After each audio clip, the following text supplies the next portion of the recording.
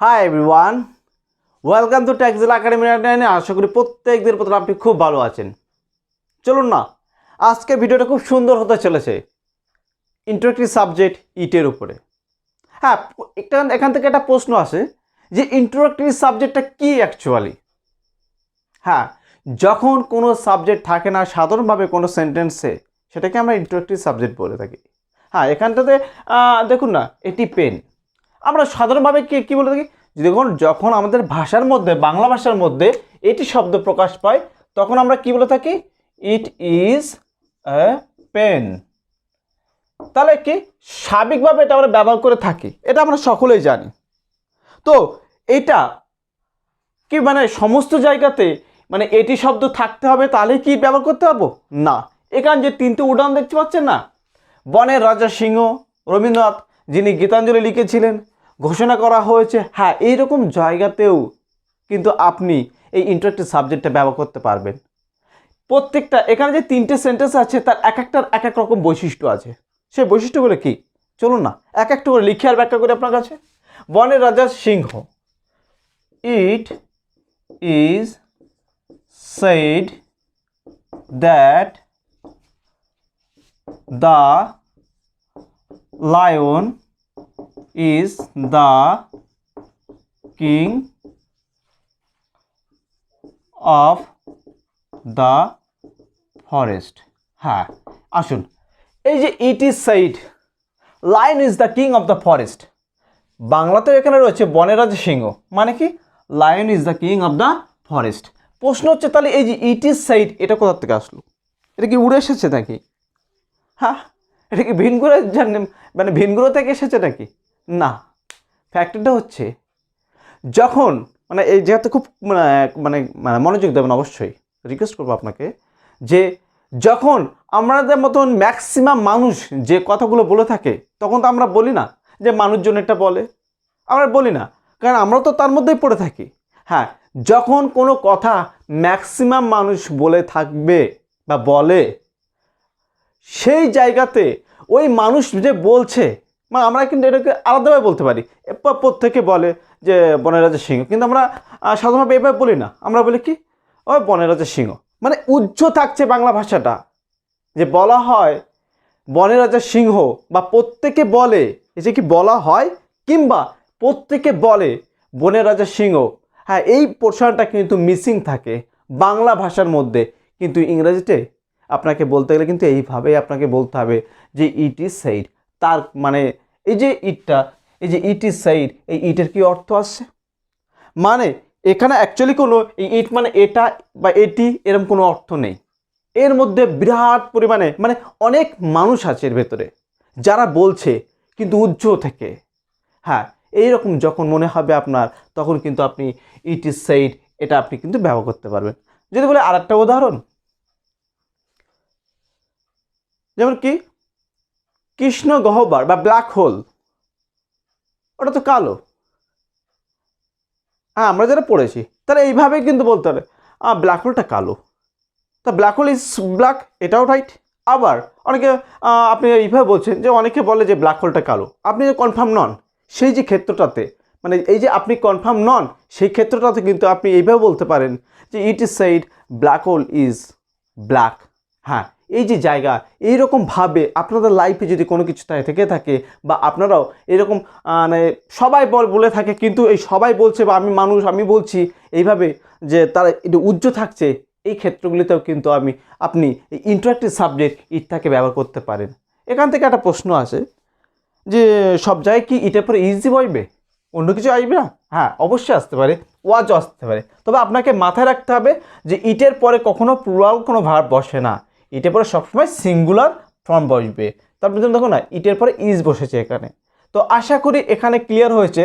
তার মানে আমি যেটা হিট করতে চাইলাম যে যখন ম্যাক্সিমাম মানুষ আপনাকে মানে ম্যাক্সিমাম মানুষ যে কথাগুলো বলে থাকে সেখানে ওই মানুষগুলোর কথা বলা হয় না। ঠিক এইরকমভাবে বনের রাজা সিংহ, মানে এখানে যদি বলা হয় এদিকে প্রথম দিকে ব্র্যাকেটের মধ্যে যে মানুষজন বলে, ধরুন এখানে যদি বলা হয় যে মানুষজন বলে তাহলে এই যে মানুষজন বলে, এই জায়গায় যে মানুষজন বলে, এই ব্র্যাকেটটা মানে মাথার মধ্যে থাকছে, ওটা আমরা মুখে বলছে না, এরকম ক্ষেত্র যখন আসবে যে শুধু মানে হেডলাইনটুকু বলা হচ্ছে বাংলাতে, সেটা কিন্তু ইংরেজিতে যখনই বলতে হবেন তখনই কিন্তু আপনাকে ইট ইজ সেইড এই শব্দগুলো বা এই যে মানে বলতে পারেন একটা ফ্রেজ, এটা ফ্রেজ নয় যদিও, যে এইরকম সেন্টেন্স আপনাকে কিন্তু ব্যবহার করতে হবে। তো আশা করি এই প্রশ্নটা আপনার ক্লিয়ার হয়েছে। মানে এই যে দ্বিতীয় এক্সাম্পলে বনের রাজা সিংহ, এটাতে কেন এটা অ্যাড হলো বা এর অন্তর্নিহিত অর্থটা কী। আসুন না সেকেন্ড এক্সাম্পলে, রবীন্দ্রনাথ যিনি গীতাঞ্জলি লিখেছিলেন, দেখুন না এখানে মনে হচ্ছে যে একটা ভুল আছে, মানে এই পর্যন্ত মনে হচ্ছে একটা ভুল আছে আমার ভাষার মধ্যে। না, এখানেও কিন্তু একটা ইন্ট্রোডাক্টরি সাবজেক্ট ইটের ব্যবহার আসবে। কেমনভাবে দেখুন না, রবীন্দ্রনাথ যিনি গীতাঞ্জলি লিখেছিলেন, তার মানে এই ভাষাটা এমনভাবে যাচ্ছে, ল্যাঙ্গুয়েজটা এমনভাবে যাচ্ছে, মনে হচ্ছে যে এরপর আরও কিছু বলা হবে। কিন্তু কখনো কখনো আমাদের প্রয়োজন পড়ে যে আমরা এতটুকুই বলবো, বাদবাকিটা বলবো না। এই যে বাদবাকিটা আমরা বলছি না, সেই যে ক্ষেত্রটাতে এই যে রবীন্দ্রনাথ যিনি গীতাঞ্জলি লিখেছিলেন তিনি ডট ডট ডট, এই যে পোর্শনটা যখন থাকছে না বা ভাষার মধ্যে যখন আসবে না, সেই ক্ষেত্রে আপনি কি করবেন, যদি এইভাবে এতটুকুই বলতে চান তাহলে আপনাকে সঙ্গে সঙ্গে এইভাবে বলতে হবে, ইট ওয়াজ Rabindranath, RABINDRANATH, it was Rabindranath who wrote Gitanjali, GITANJALI। তো এই যে জায়গাটাতে ইট ওয়াজ রবীন্দ্রনাথ হু রোট গীতাঞ্জলি, তাহলে দেখুন না, যখন আপনি বিশেষ করে কোনো নাউনের উপরে চাপ দিচ্ছেন, কি কোনো নাউনের উপরে, এই জায়গাটা কি নাউন মানে নাম, যে রবীন্দ্রনাথ যিনি গীতাঞ্জলি লিখেছিলেন, এই যে যিনিটা কার জন্য ব্যবহার হচ্ছে, রবীন্দ্রনাথের জন্য। তাহলে রবীন্দ্রনাথ তো একটা নাম, আমরা সকলেই জানি যে এটার নাম। তাহলে এই যে নামের জন্য যখন ব্যবহার হচ্ছে, মানে এর উপর বিশেষ করে জোর পড়ছে এই রবীন্দ্রনাথ যিনি, মানে রবীন্দ্রনাথের উপরে বেশি জোর পড়ছে এই নাউনটার উপরে, যখন মনে হবে, আর লাস্টের দিকে মনে হতো, মানে মনে অনেক যদি সময় যে মনে হয় বা আপনার যদি মনে হয় যে এরকম কিছু বলবে কিন্তু আপনি সেই প্রশ্নটা বলতে চাইছেন না, তখন শুধুমাত্র আপনাকে এই ইন্ট্রোডাক্টরি সাবজেক্ট ইটটাকে নিতে হবে। হ্যাঁ, এখান থেকে আরেকটা প্রশ্ন আসে যে অনেকে প্রশ্ন করতেন, স্যার এখানে কি সবসময় কি নাউনই বসবে, মানে যে কোনো নাম বসবে কি? না, সেটা বসবে না, কিন্তু এই জায়গাটায় আপনাকে কি সেখানে প্রোনাউন আপনি ব্যবহার করতে পারেন, কিন্তু প্রোনাউনের সাবজেক্টিভ কেস, মানে কি আই আর মি, আই মানে আমি, মি মানে আমাকে। তাহলে এখানে সাবজেক্টে কে বসে? আই। হ্যাঁ, আই, হি, সি, এইভাবে কিন্তু আপনি যে কোনো প্রোনাউনকেও কিন্তু আপনি এই জায়গাটায় ব্যবহার করতে পারেন, এই রবীন্দ্রনাথের স্থানে কিন্তু ব্যবহার করতে পারেন। তো আশা করি এখানে এই তত্ত্বটা ক্লিয়ার হয়েছে যে যখন আপনি কোনো ব্যক্তির উপরে বিশেষ কিছু জোর দিতে চাইছেন আর যে কোনো একটা কাজ তার বোঝাতে চাইছেন, সেই রকম ক্ষেত্রে আপনাকে কিন্তু এইভাবে লিখতে হবে, যেমনভাবে এখানে লেখা আছে রবীন্দ্রনাথ যিনি গীতাঞ্জলি লিখেছিলেন, এরপরে মনে হচ্ছে ভাষাটা আরও টেনে নিয়ে যাবে, আরও কিছু বলতে হবে, সেরকম কিন্তু কোনো প্রয়োজন নেই। সেখানটাতে এইটুকুই আপনি যদি বলতে চান, তখন আপনাকে ইট ওয়াজ বা ইট ইজ এইভাবে আপনাকে দিয়ে তারপরে নাউনটা বসিয়ে একটা রিলেটিভ মানে ক্লাস বসিয়ে দেবেন। তো আশা করি এই তত্ত্বটা ক্লিয়ার হয়েছে। এখান থেকে আরেকটা প্রশ্ন আপনাদের মনে জাগতে পারে যে এই যে রবীন্দ্রনাথ, এটা তো মানুষ, তার জন্য হু বসেছে, সমস্ত ক্ষেত্রেই কি এই মানুষই নিয়ে আসতে হবে?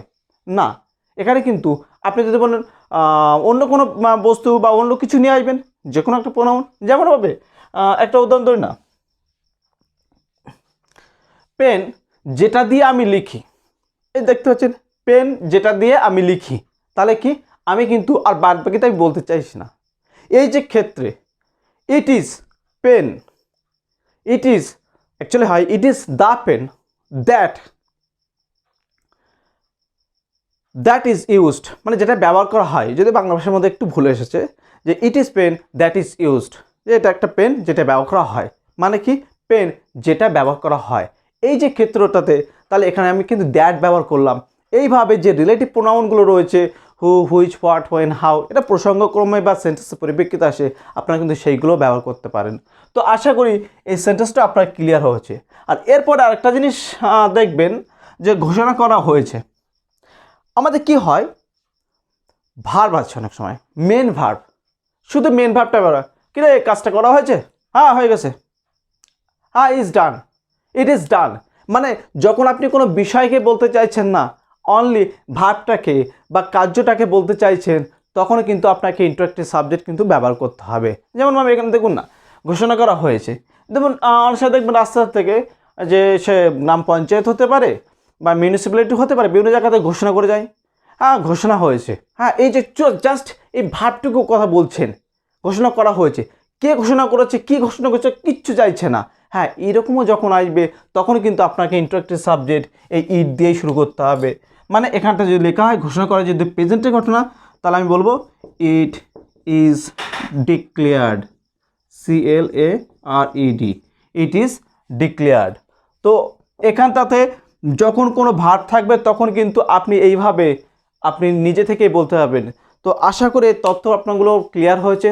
তবুও যদি এরপরে যদি কোনো কোশ্চেন থেকে থাকে, আপনার কাছে রিকোয়েস্ট করব যে অবশ্যই যে কমেন্ট বক্সে আছে আপনার এই কমেন্ট বক্সে আপনার এই কমেন্টটা আপনি ছেড়ে যাবেন। Thank you.